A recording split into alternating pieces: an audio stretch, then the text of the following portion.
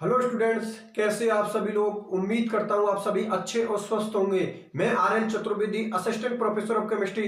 तो देखो, आज के इस लेक्चर में हम डिस्कशन करेंगे कैपिटल सी हेडिंग पर। आपको पता है कैपिटल ए मैंने समझा दी, ठीक है ना। कैपिटल बी मैंने आप लोगों के लिए समझा दी। अब एल को अलग कैपिटल सी रिएक्शनों पर डिस्कशन करेंगे। कैपिटल सी के अंदर क्या होगा कि एल्किल तथा OH दोनों समूह आप लोगों के भाग लेंगे। मतलब रिएक्शन के दौरान आपका OH ग्रुप भी पार्टिसिपेट होगा और आप लोगों का एल्किल ग्रुप भी पार्टिसिपेट होगा। मेरी बात आप लोग समझ में आ गई ना। कैपिटल ए के अंदर हमने क्या पढ़ा था कि बे रिएक्शन जिनमें ऑक्सीजन और हाइड्रोजन के बीच का बॉन्ड टूटता था। कैपिटल बी के अंदर हमने क्या पढ़ा था कि कार्बन और ऑक्सीजन के बीच का बॉन्ड टूटता था। अब कैपिटल सी के अंदर हम उन केमिकल रिएक्शनों का डिस्कशन करेंगे जिनमें आपका एल्किल ग्रुप भी पार्टिसिपेट होगा और आप लोगों का OH ग्रुप भी पार्टिसिपेट होगा। मतलब ये दोनों मिलकर इस रिएक्शन को शो करेंगे, ठीक है ना। तो यहां पर मैंने पहली रिएक्शन ले ली, निर्जलीकरण, डिहाइड्रेशन। निर्जलीकरण डिहाइड्रेशन का मतलब होता है यौगिक से H2O जल के मॉलिक्यूल्स को बाहर निकलना। अरे उसके नाम से ही पता लग रहा है, निर्जलीकरण डिहाइड्रेशन मतलब यौगिक से कोई भी कंपाउंड हुआ, किसी भी यौगिक से अगर H2O वाटर का मॉलिक्यूल्स बाहर निकल रहा है, वाटर का मॉलिक्यूल एग्जिट हो रहा है, तो उसको बोलते हैं हम निर्जलीकरण, ठीक है ना। यहां पर टेम्परेचर थोड़ा ज्यादा ले लेंगे हम लोग, जैसे 473 केल्विन इस रिएक्शन के लिए टेम्परेचर लेंगे और ये रिएक्शन किसी एसिड की प्रेजेंस में होगी, ठीक है ना। जैसे कि H2SO4 ले लिया। H2SO4 एक स्ट्रॉन्ग एसिड होता है, स्ट्रॉन्ग एसिड की प्रेजेंस में इस रिएक्शन को हम करवा सकते हैं। मेरी बात आप लोग समझ में आ गई ना। ज्यादातर ये विलोपन अभिक्रिया होती है, एलिमिनेशन रिएक्शन होती है। विलोपन अभिक्रिया का मतलब एलिमिनेशन रिएक्शन। और आप लोग अच्छी तरीके से जानते हो कि विलोपन अभिक्रिया एलिमिनेशन रिएक्शन में क्या होता है कि सिंगल बॉन्ड किसमें कन्वर्ट होते हैं, डबल बॉन्ड में। मतलब एक सैचुरेटेड कंपाउंड किसमें कन्वर्ट होता है, अनसैचुरेटेड में। मतलब अपना जो संतृप्त यौगिक किसमें कन्वर्ट होता है, असंतृप्त में। सैचुरेटेड किसमें कन्वर्ट होता है, अनसैचुरेटेड में। और यहां पर निर्जलीकरण रिएक्शनों में जो अल्कोहलों का रिएक्टिविटी ऑर्डर होगा वो 3 डिग्री एल्किल हैलाइड का सबसे ज्यादा होगा। 3 डिग्री ये रिएक्टिविटी ऑर्डर होगा। 3 डिग्री सबसे पहले रिएक्शन करेगा, उससे बात कौन करेगा, 2 डिग्री और 1 डिग्री की रिएक्टिविटी सबसे कम होगी। ये अल्कोहल के निर्जलीकरण का रिएक्टिविटी ऑर्डर है। मेरी बात आप लोग समझ में आ गई ना। मतलब निर्जलीकरण रिएक्शन को सबसे पहले कौन करेगा, 3 डिग्री, उसके कंपेयर में कम कौन करेगा, 2 डिग्री, और सबसे कम इस रिएक्टिविटी किसकी होगी, 1 डिग्री अल्कोहल की। मेरी बात आप लोग समझ में आ गई। चलो ठीक है, बहुत अच्छी बात है। अब यहां पर एक रिएक्शन ले लेता हूं, एक रिएक्शन से आपकी पूरी स्टोरी समझ में आ जाएगी। मतलब ये है कि यहां पर हम लोगों को एल्कोहल से किसका फॉर्मेशन करना है, एल्कीन का फॉर्मेशन करना है। एल्कोहल से किसका फॉर्मेशन करना है, एल्कीन का फॉर्मेशन करना है। कैसे करना है देख लो। और H2O का मॉलिक्यूल्स बाहर निकालना है, क्योंकि रिएक्शन का नाम ही कौन है, निर्जलीकरण डिहाइड्रेशन। यौगिक से H2O का मॉलिक्यूल्स बाहर निकलने क्या कहलाता है, निर्जलीकरण, ठीक है ना। और H2 का मॉलिक्यूल्स बाहर निकाल ले और विलोपन अभिक्रिया एलिमिनेशन रिएक्शन हो रही है, तो कॉमन सी बात है जो विलोपन अभिक्रिया होती है वो हाई टेम्परेचर की प्रेजेंस में होती है, ठीक है ना। हाई टेम्परेचर या कोई स्ट्रॉन्ग आप लोगों ने कैटलिस्ट को ले लिया, तब जाकर विलोपन अभिक्रिया होती है। क्योंकि एलिमिनेशन रिएक्शनों के बारे में हम जानते हैं कि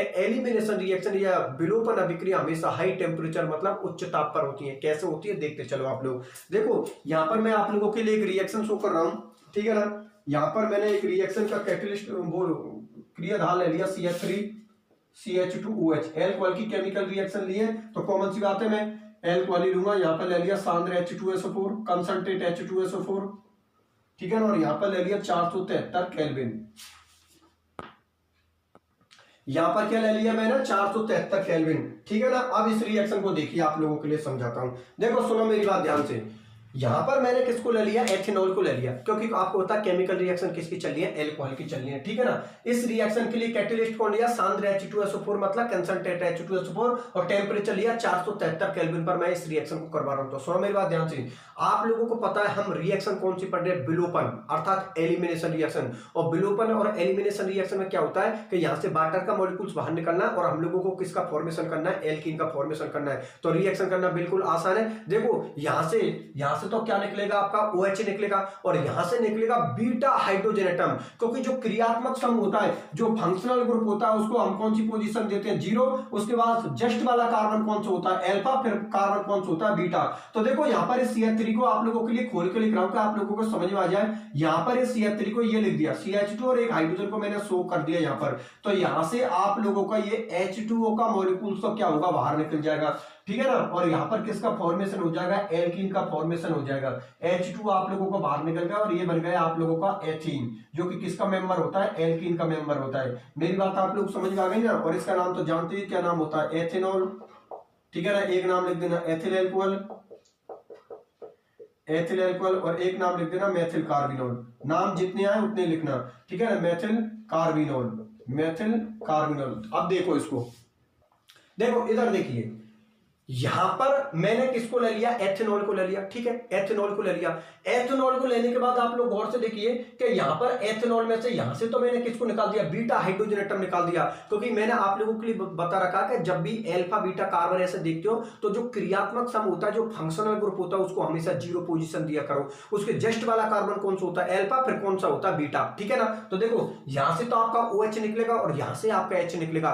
H2 का मॉलिक्यूल्स आपका बाहर निकलते ही अभिक्रिया हुए निर्जलीकरण, डिहाइड्रेशन, H2 आप लोगों ने बाहर निकाल दिया, और फाइनल प्रोडक्ट हम लोगों को कौन मिल गई, एथीन, अर्थात ये किसका मेंबर होता है, एल्कीन का मेंबर होता है, एल्कीन का पहला मेंबर होता है, ठीक है ना। बात आप लोग समझ में आ गई। रिएक्शन सांद्र H2SO4 473 केल्विन पर हो रही है, इसका मतलब आप लगा लो ये अभिक्रिया कौन सी है, विलोपन अभिक्रिया। यहां पर ग्रुप क्या हो रहे हैं, विलुप्त हो रहे हैं, और देखो यहां पर सिंगल बॉन्ड किसमें कन्वर्ट हो रहे हैं, डबल बॉन्ड में। इसीलिए ये कौन सी अभिक्रिया, विलोपन अभिक्रिया, जो कि हाई टेम्परेचर और हाई कैटेलिस्ट की प्रेजेंस में होती है। मेरी बात आप लोग समझ में आ गई, किसी भी स्टूडेंट को कोई तकलीफ नहीं है। निर्जलीकरण इस रिएक्शन को इसलिए बोल रहा हूं क्योंकि यहां पर आप लोगों का H2 का मॉलिक्यूल्स बाहर निकल रहा है, ठीक है ना। अब मैं दूसरा एग्जांपल ले लेता हूं, ठीक है ना। दूसरा एग्जांपल लेने के बाद इसी के अंदर एक सेतजेप का नियम आएगा, जो कि आपने बीएससी फर्स्ट ईयर में भी पढ़ा था। देखो मैं आप लोगों को बता देता, सेतजेप का जो नियम था ना, वो यहां पर बीएससी सेकंड ईयर में भी दे रखा है, और बीएससी फर्स्ट ईयर में भी आप लोग मेरे से पढ़े, देख लेना, अपने नोट्स चेक करके देख लेना, वहां पर मैंने सेतजेप का नियम आप लोगों के लिए करवा रखा है, ठीक है ना। सेतजेप के नियम को बहुत बढ़िया तरीका से मैंने आप लोगों के लिए समझाया था, आराम से देख लेना आप लोग, ठीक है ना। पहले तो आप ये बताओ, ये समझ में आ गया ना। तो अगला एग्जांपल लेता हूं, ठीक है ना, उसके बाद थोड़ी देर बाद ही मैं सेतजेप के नियम पर डिस्कशन करूंगा। तो देख लो आप लोग, इसको मिटा देता हूं और अगला एग्जांपल ले लेता हूं।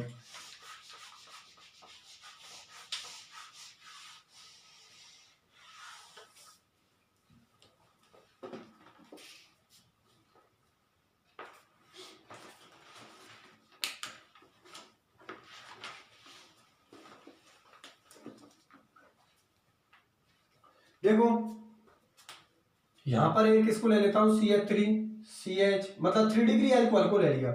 यहां पर मैंने किसको ले लिया, 3 डिग्री अल्कोहल को ले लिया, ठीक है ना। किसको ले लिया, 3 डिग्री अल्कोहल को।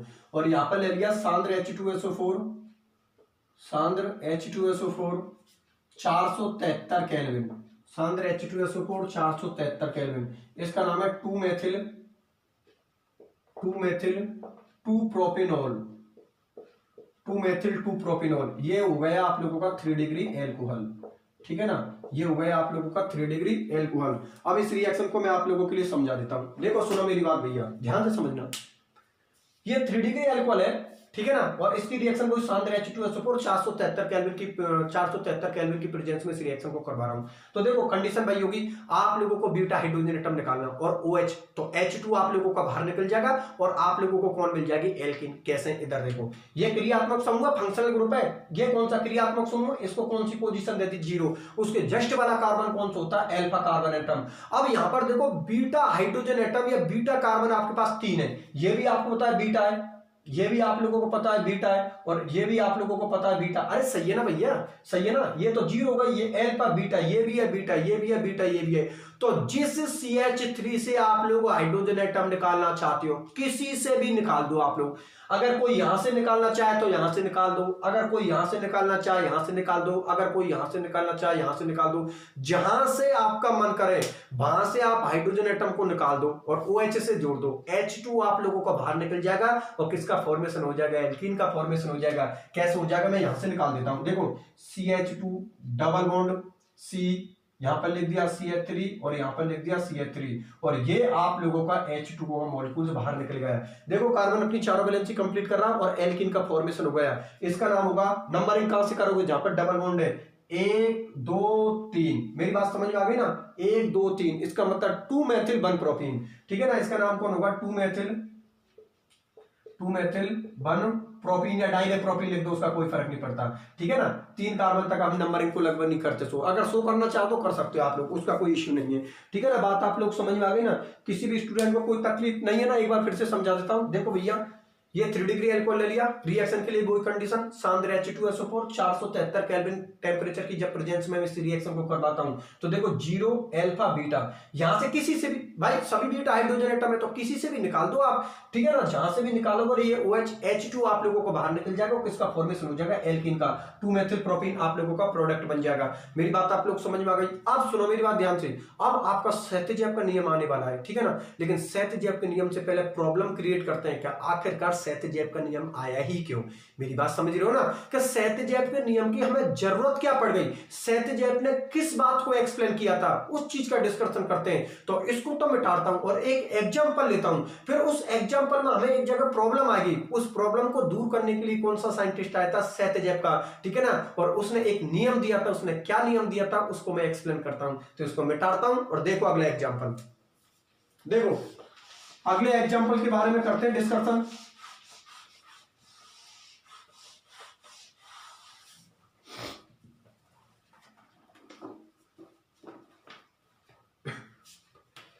अगला एग्जांपल ले लिया मैंने 2 ब्यूटेनॉल, ये लो, ये ले लिया मैंने 2 ब्यूटेनॉल, ठीक, ये कौन सा ले लिया 2 ब्यूटेनॉल, कंडीशन वही होगी, सांद्र H2SO4 और ये हो गया 473 केल्विन। अब देखिए आप इसको समझाता हूं, इधर देखिए इसका नाम लिख देता हूं मैं 2 ब्यूटेनॉल, इसका नाम लिख दिया 2 ब्यूटेनॉल। अब रिएक्शन को देखिए, देखो ध्यान से समझते चलना, अभी आप लोगों को सब कुछ समझ में आ गई और सेतजेब का नियम पूरा आप लोगों को समझ में आ जाएगा। समझना ध्यान से, आप लोगों को पता हमारी अभिक्रिया कौन सी चल रही है, निर्जलीकरण, डिहाइड्रेशन, वाटर का मॉलिक्यूल्स मुझे बाहर निकालना है, ठीक है ना, तो एक तो OH जाएगा और एक आप लोगों को पता बीटा हाइड्रोजन एटम जाएगा, बीटा कार्बन से जो हाइड्रोजन एटम जुड़ा होता है उसको हम बीटा हाइड्रोजन एटम बोलते हैं, ठीक। तो इधर देखो इसको क्रियात्मक समूह, ठीक, इसको मैं कौन सी पोजीशन दे दूं, 0 पोजीशन दे दूं, तो ये कौन सा होगा आप लोगों का एल्फा, अरे भाई क्रियात्मक समूह को जस्ट वाला कार्बन एल्फा ही तो होता है, ठीक है, ये एल्फा, तो ये कौन सा होगा आप लोगों का बीटा और ये भी कौन सा होगा आप लोगों का बीटा।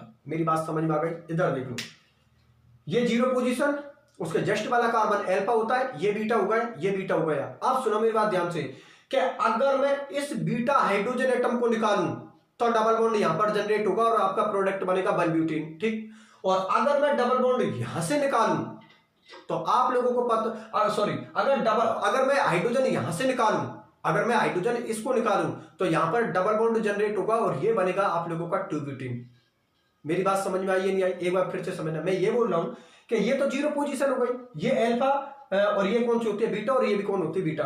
अगर मैं यहां से हाइड्रोजन एटम को निकालूं तो डबल बॉन्ड यहां पर जनरेट होगा, बनेगा 1 ब्यूटीन, और अगर मैं हाइड्रोजन एटम यहां से निकालूं और डबल बॉन्ड यहां पर जनरेट करूं तो आपका बनेगा 2 ब्यूटीन, ठीक है ना, प्रोडक्ट क्या बनेगा 2 ब्यूटीन। तो ये 1 ब्यूटीन अपना मेजर प्रोडक्ट होगा या 2 ब्यूटीन अपना मेजर प्रोडक्ट होगा, इसी चीज को किसने एक्सप्लेन किया था, सेतजेब नाम के साइंटिस्ट ने, और एक नियम दिया था, नियम कैसे दिया था उसका डिस्कशन बाद में करूंगा, पहले प्रोडक्ट बना देता हूं। देखो भैया आप लोगों के 2 प्रोडक्ट बनेंगे, एक तो बन गया आप लोगों का 1 ब्यूटीन, ठीक है ना, CH डबल बॉन्ड CH2, ये हो गया 1 ब्यूटीन, ठीक है ना, और एक आपका बन गया ये यहाँ पर CH डबल बॉन्ड CH, ये हो गया CH3 और ये हो गया आप लोगों का 2 ब्यूटीन, ठीक है ना, 2 ब्यूटीन, ये बन रहा है आपका 20% और ये बन रहा है आपका 80%, ठीक है ना, ये 1 ब्यूटीन आप लोगों को कितना बनना है 20% और ये आपका 2 ब्यूटीन कितना बनना है 80%। अब नियम को ध्यान से समझना, देखो सुनो मेरी बात ध्यान से, सेतजेब नाम के साइंटिस्ट ने क्या बात बोली थी, ध्यान से समझना, बहुत अच्छी बात बोलूंगा मैं। देखो एक बार फिर से रिएक्शन को एक्सप्लेन कर देता हूं, उसके बाद एक्सप्लेन करूंगा रूल को। सुनो मेरी बात,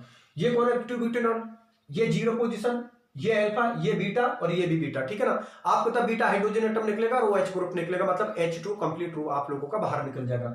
अगर मैं यहां से हाइड्रोजन एटम को निकालूं तो आपको तब डबल बॉन्ड यहां पर जनरेट होगा और आपका बनेगा 2 ब्यूटेन और ये कितना होता है 20%, ठीक, और अगर मैं बीटा मतलब हाइड्रोजन एटम यहां से निकालूं तो डबल बॉन्ड यहां पर जनरेट होगा और आप लोगों का जो प्रोडक्ट बनेगा वो क्या बनेगा 2 ब्यूटीन बनेगा, ठीक।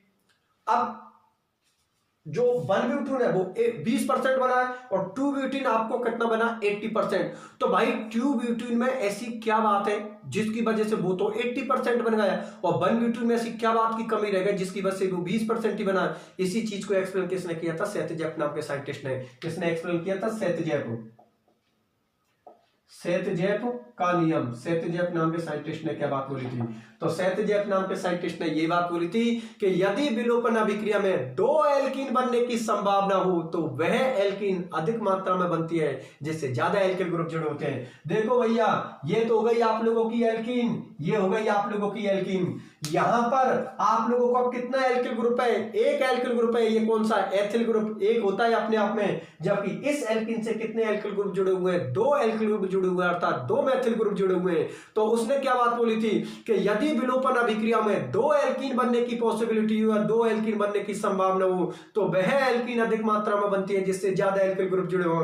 तो यार मुझे एक बात बताओ, यहां पर कितनी एल्किल ग्रुप है? 2 एल्किल ग्रुप है, एक ये रहा, एक ये रहा। और यहां पर कितना एल्किल ग्रुप है? यहां पर ओनली ये ही एल्किल ग्रुप है जो कि एथिल ग्रुप है। और ये कितना एल्किल ग्रुप है आप लोगों का? L1, ठीक है ना। और रूल क्या बोल रहा है कि 2 एल्कीन बनने की संभावना हो तो वह एल्कीन अधिक मात्रा में बनती है जिससे ज्यादा एल्किल ग्रुप जुड़े होते हैं। यहां पर कितने एल्किल ग्रुप जुड़े हुए हैं? 2, इसलिए ये ज्यादा मात्रा में बनता है और इसका परसेंट कितना होता है? 80।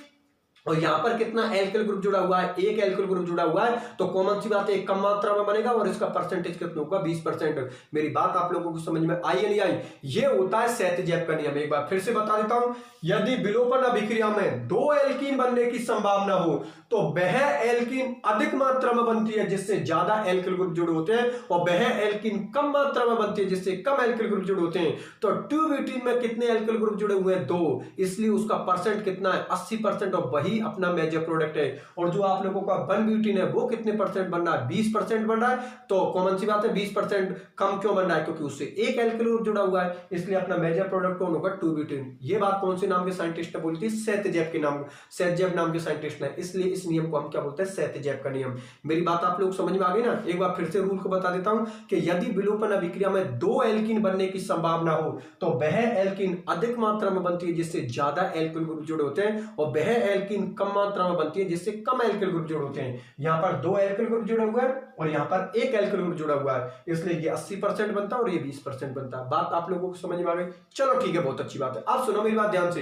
अब ये जो निर्जलीकरण अभिक्रिया ना, इसकी मैकेनिज्म, इसकी क्रियाविधि और बता देता हूं मैं आपको, ठीक है ना। क्रियाविधि बताने के साथ ये निर्जलीकरण डिहाइड्रेशन रिएक्शन आपकी खत्म। तो सबसे पहले आप अभी इसकी क्या देखो? क्रियाविधि, मैकेनिज्म को देखो, ठीक है ना। मैकेनिज्म और बता देता हूं क्योंकि आपको पता है रिएक्शन का मैकेनिज्म पोर्शन अपना सबसे इंपॉर्टेंट पोर्शन है। तो देख लो इसकी मैकेनिज्म, इसकी क्रियाविधि भी आप लोगों के लिए समझा देता हूं।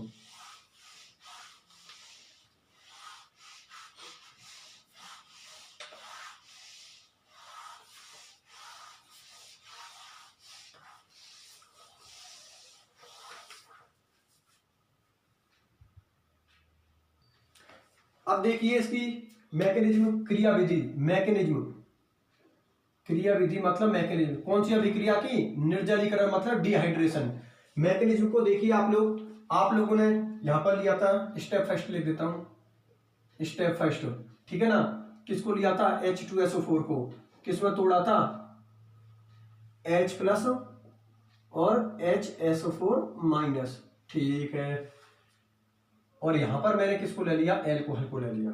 ये लो, एल्कोहल को ले लेते हैं, ये लो H। और यहां से मैं किसको लेके आ गया? H+ को लेके आ गया, ठीक है ना। किसको लेके आ गया? H+ को लेके आ गया। आप लोग जानते हो रिएक्शन का पहला स्टेप हमेशा कौन सा होता है? स्लो स्टेप होता है।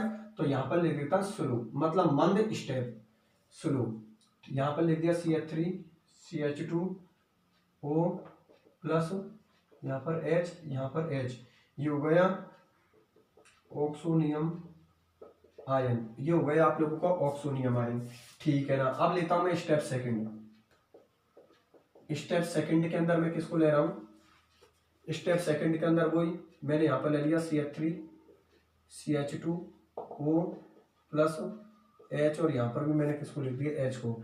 ये बॉन्ड यहां से क्लीवेज हो जाएगा और ये बन गया आप लोगों का CH3 CH2+ और H2 आप लोगों का बाहर निकल जाएगा। ये बन गया एथिल कार्बोकेटाइन,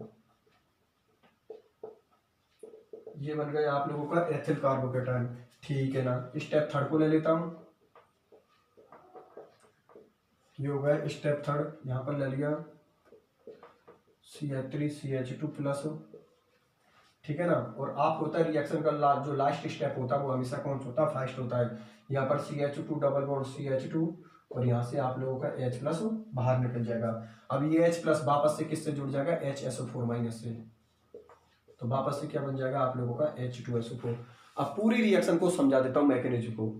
देखो ये एल्कोहलों के निर्जलीकरण डिहाइड्रेशन रिएक्शन की मैकेनिज्म मतलब क्रियाविधि है। इधर देख लो भैया, आप लोगों का था आपने कैटेलिस्ट किसको लिया था, आप लोगों ने कैटेलिस्ट किसको लिया था, एसिड को H2SO4 को लिया था। H2SO4 किस में टूटता है, H प्लस और HSO4 माइनस में। चलो ठीक है, रिएक्शन केमिकल किसकी चली थी, एल्कोहल की चल रही है, तो कॉमन सी बात है एल्कोहल को ले लेता हूं। एल्कोहल को ले लिया और यहां से किसको लेके आया था, H प्लस को लेके आ गया। अब आप लोगों को पता है कि ऑक्सीजन की वैलेंसी कितनी होती है, 2, ठीक है ना, एक ये रही एक रही।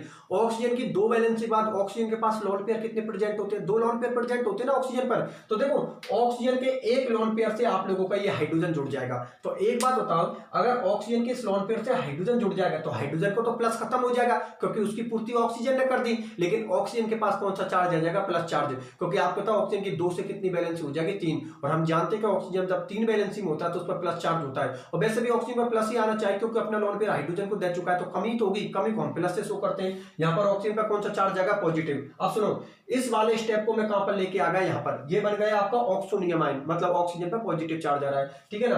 अब आप लोगों को पता है इस स्टेप को मैं जैसे ही यहां पर सेकंड स्टेप में लेके आया, आप लोग अच्छी तरीके से जानते हैं कि ऑक्सीजन एक विद्युत ऋण तत्व होती है, ऑक्सीजन एक इलेक्ट्रोनेगेटिव एलिमेंट होता है, और इलेक्ट्रोनेगेटिव एलिमेंट पर प्लस आने का मतलब होता है वो अनस्टेबल हो जाना। तो कॉमन सी बात है ऑक्सीजन अपने प्लस को खत्म करना चाहेगी, तो कॉमन सी बात है वो बॉन्ड को तोड़ेगी। तो जैसे ही ऑक्सीजन इस बॉन्ड को तोड़ेगी तो आपको होता है ये H2O का मॉलिक्यूल, वाटर का मॉलिक्यूल से आप लोगों को क्या बनेगा, बाहर निकल जाएगा, और ये बन जाएगा आपका एथिल कार्बोकेटायन, क्योंकि ये कौन होता है, एथिल ग्रुप होता है और उसमें पॉजिटिव है, तो कॉमन सी बात है पॉजिटिव को हम कार्बोकेटायन बोलते हैं। तो ये हम लोगों को क्या बन गया, एथिल कार्बोकेटायन, वाटर का मॉलिक्यूल हमारा बाहर निकल गया। अब इस एथिल कार्बोकेटायन को मैं थर्ड स्टेप में लेके आ गया, सीधा सा सिंपल सा प्रोसेस है, यहां से हाइड्रोजन एटम आपका बाहर निकल जाएगा, यहां पर डबल बॉन्ड जनरेट हो जाएगा, ये आपका क्या बन जाएगा, एल्कीन मतलब एथीन बन जाएगा, और आपका H प्लस बाहर निकल जाएगा। ये H प्लस वापस से किससे जुड़ जाएगा, HSO4 माइनस से, और वापस से क्या बना देगा, H2SO4 बना देगा। ये निर्जलीकरण की मैकेनिज्म क्रियाविधि कितनी सिंपल सी है यार, किसी भी स्टूडेंट को कोई प्रॉब्लम नहीं आनी चाहिए, बस स्टेप से चलिए आप लोग। देखो स्टेप्स और कॉन्सेप्ट से जब हम चीजों को लेते हैं ना तो कहीं पर प्रॉब्लम नहीं आती है। प्रॉब्लम कब आती है, जब रट्टा मारते हो, रट्टा तो मारना ही नहीं है, ये तो आप लोग इनऑर्गेनिक केमिस्ट्री, ऑर्गेनिक फिजिकल किसी भी में देख लो, और आप तो मेरे से 11th क्लास में पढ़े, कुछ स्टूडेंट कुछ 12th क्लास में पढ़े, कुछ BSc फर्स्ट ईयर में पढ़े, अब वो सेकंड ईयर में पढ़ रहे, सब अच्छी तरीके से जानते हो रटने का कोई मैटर नहीं है। अगर चीज समझने लायक है तो बिल्कुल समझो उसको, रट्टा मारने की जरूरत कहां पर है, आराम से कर लेना, कोई सीधे से स्टेप प्रोसेस है। पहले मैच प्लस का करवा दो, ऑक्सीजन की 3 वैलेंसी हो जाएगी, ऑक्सीजन की 3 वैलेंसी होती नहीं, बॉन्ड को तोड़ देगा, H2 बाहर निकल जाएगा, एथिल कार्बोकेटायन बन जाएगा, वहां से H प्लस निकल जाएगा, एल्कीन बन जाएगा। यार कहां पर प्रॉब्लम आ रही है आपकी, और जो H प्लस निकल रहा है वो वापस से HSO4 माइनस से जुड़ के H2SO4 को वापस से बाहर निकाल देगा। मेरी बात आप लोग समझ में आ गई ना, किसी भी स्टूडेंट को कोई प्रॉब्लम नहीं होनी चाहिए भाई भैया, ठीक है ना। अब एक काम करते हैं, ये अभिक्रिया निर्जलीकरण अपनी खत्म होती है। अब दूसरी अभिक्रिया को हम लेते हैं जो होगी हमारी बीहाइड्रोजनीकरण, डिहाइड्रोजनेशन, ठीक है ना। दूसरी केमिकल रिएक्शन कौन सी है, बीहाइड्रोजनीकरण, डिहाइड्रोजनेशन। अब बीहाइड्रोजनीकरण डिहाइड्रोजनेशन क्या होता है, एक बार हेडिंग डाल देता हूं, उसके बाद डिस्कशन करूंगा। तो देखो आप लोग बीहाइड्रोजनीकरण को भी,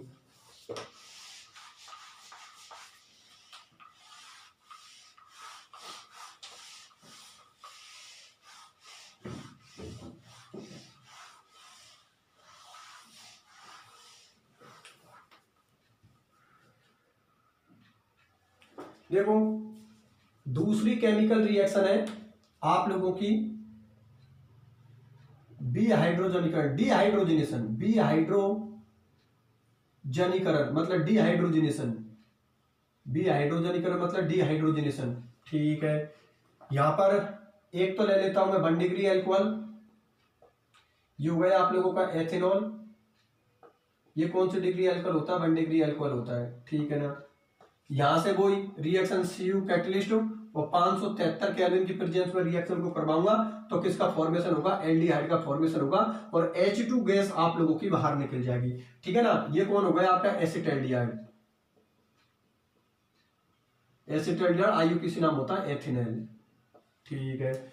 उसके बाद एक एग्जांपल ले लेता हूं मैं आप लोगों का 2 डिग्री अल्कोहल के, ये कौन सा हो गया आप लोगों का 2 डिग्री अल्कोहल, ठीक है ना। ये कौन सा डिग्री अल्कोहल हो गया, 2 डिग्री अल्कोहल, ठीक है ना। ये हो गया आपका 2 प्रोपेनॉल, 2 प्रोपेनॉल, ये हो गया 2 डिग्री एल्कोहल, ठीक है ना।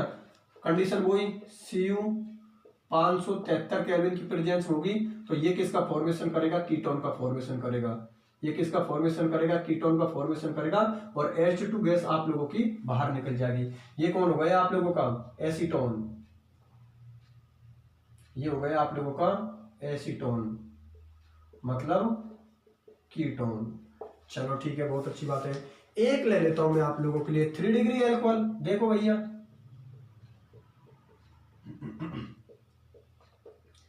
ये यहां पर ले लिया मैंने 3 डिग्री एल्कोहल। किसको ले लिया, 3 डिग्री एल्कोहल को। वही कंडीशन सेम रहेगी, Cu 573 केल्विन, ठीक है ना। यहां पर किसका फॉर्मेशन होगा, एल्कीन का डबल बॉन्ड CH3 और यहां से आप लोगों का H2O निकल जाएगा। अर्थात ये क्या बन जाएगी, आप लोगों की एल्कीन बन जाएगी। ये क्या बन जाएगी, आप लोगों की एल्कीन बन जाएगी।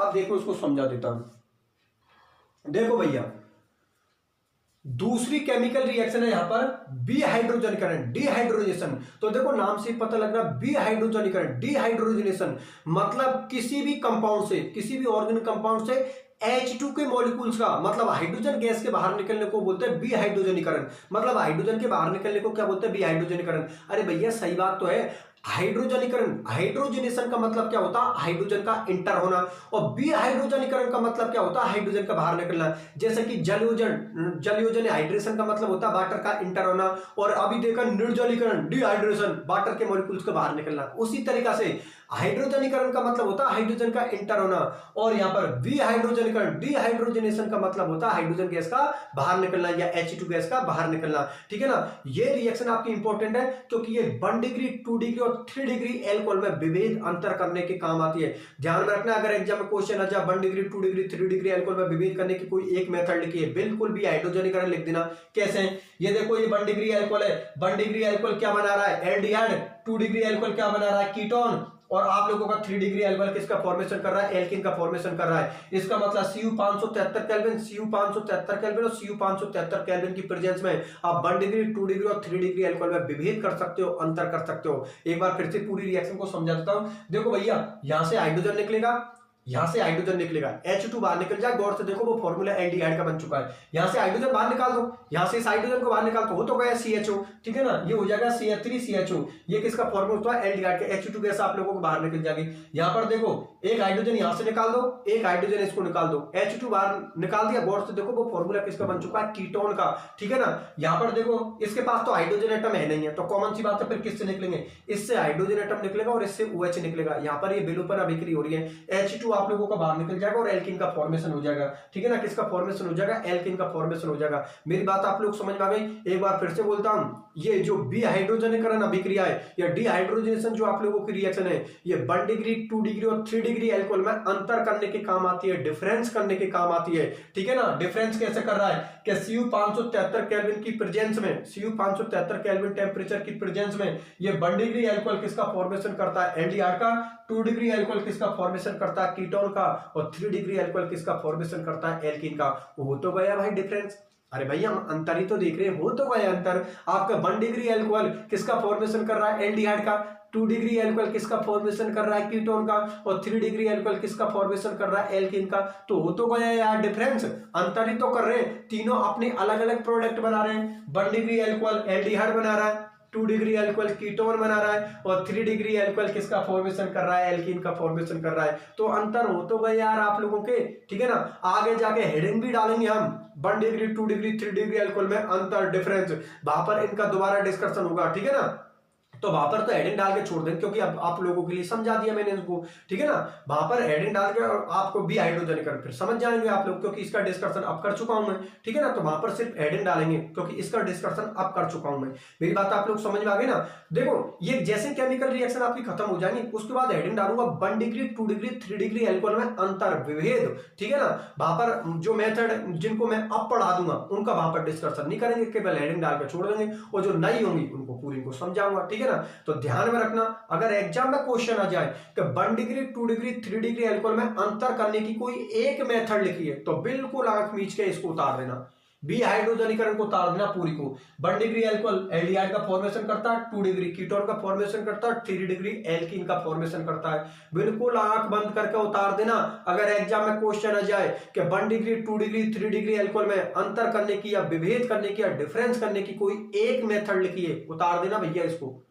ठीक, मेरी बात आप लोग समझ में आ गई? तो आज की क्लास में यहीं तक रखता हूं। अब सुनो मेरी बात ध्यान से कि हमारी कौन सी केमिकल रिएक्शन चल रही है, कैपिटल सी, जिसमें आपका एल्किल ग्रुप भी पार्टिसिपेट हो रहा है और OH ग्रुप दोनों ही भाग ले रहे हैं। ठीक है ना, इसलिए इन अभिक्रियाओं को हम कौन सी अभिक्रिया बोल रहे हैं, जिनमें एल्किल ग्रुप भी पार्टिसिपेट हो रहा है और OH ग्रुप भी पार्टिसिपेट हो रहा है। ठीक है ना, पहली रिएक्शन कौन सी पढ़ी है हम लोगों ने, पहली यहां पर पढ़ ली कौन सी, पहली रिएक्शन अपनी कौन सी थी, निर्जलीकरण। दूसरी कौन सी है, बी हाइड्रोजनीकरण। तीसरी जो होगी वो होगी ऑक्सीकरण। चौथी होगी हेलोफॉर्म रिएक्शन। ठीक है ना, 4 केमिकल रिएक्शन है, पहली निर्जलीकरण, दूसरी बी हाइड्रोजनीकरण, तीसरी जो अपनी अभिक्रिया होगी जो अगले लेक्चर में डिस्कशन करेंगे, ऑक्सीकरण और हेलोफॉर्म अभिक्रिया। ठीक है ना, मेरी बात आप लोग समझ रहे, जिसका डिस्कशन हम अगले लेक्चर में करेंगे। ये कौन सा लेक्चर नंबर 9 है। लेक्चर नंबर 10 के अंदर मैं आप लोगों की ऑक्सीकरण अभिक्रिया भी करवा दूंगा और हेलोफॉर्म अभिक्रिया भी करवा दूंगा। बात मेरी आप लोग समझ में आ गई ना। फिर उसके बाद अगला लेक्चर होगा 1 डिग्री 2 डिग्री 3 डिग्री अल्कोहल में अंतर, डिफरेंस, और उसी के साथ एल्कोहल का एक पोर्शन खत्म हो जाएगा आप लोगों का। ठीक है ना, अंतर होने के साथ एल्कोहल का एक पोर्शन खत्म हो जाएगा। एल्कोहल में 3 पोर्शन है। ठीक है ना, एक तो मोनोहाइड्रिक अल्कोहल जिसमें एक OH ग्रुप है। अभी जैसे मोनोहाइड्रिक अल्कोहल आपका खत्म हो जाएगा, उसके बाद आएगा डाईहाइड्रिक अल्कोहल जिसमें हमें एथिलीन ग्लाइकोल का अध्ययन करना है, और एक आएगा ट्राईहाइड्रिक अल्कोहल जिसमें हमें ग्लिसरॉल का अध्ययन करना है। ग्लिसरॉल पर जाकर यूनिट खत्म हो गई। ध्यान में रखना है, अल्कोहल में भी कितने पोर्शन है, हमारे 3 पोर्शन है। पहला पोर्शन चल रहा है अभी मोनोहाइड्रिक अल्कोहल जिसमें आपको पूरी में देख लो एक OH ग्रुप है। फिर उसके बाद हेडिंग आ गई डाईहाइड्रिक अल्कोहल, अर्थात उसमें 2 OH ग्रुप होंगे और 2 OH ग्रुप किसमें थे, एथिलीन ग्लाइकोल में। ठीक है ना, फिर वो खत्म हो जाएगा। उसके बाद हेडिंग आ गई ट्राईहाइड्रिक अल्कोहल जिसमें 3 OH ग्रुप होंगे और उसमें किसका अध्ययन करेंगे, ग्लिसरॉल का। तब जाकर आपकी यूनिट होगी। ठीक है ना, क्योंकि आप लोगों के लिए पहले ही बता चुका हूं मैं कि जो हमारा कंप्लीट क्वेश्चन होता है वो किससे बन जाएगा, एल्कोहल से। एल्कोहल से आपका पूरा क्वेश्चन मिल जाएगा, टेंशन लेने की कोई जरूरत है। फिनॉल और ईथर पढ़ने की कोई जरूरत नहीं है आपको, केवल ओनली एल्कोहल को कर लो, एल्कोहल से पूरा क्वेश्चन मिल जाएगा।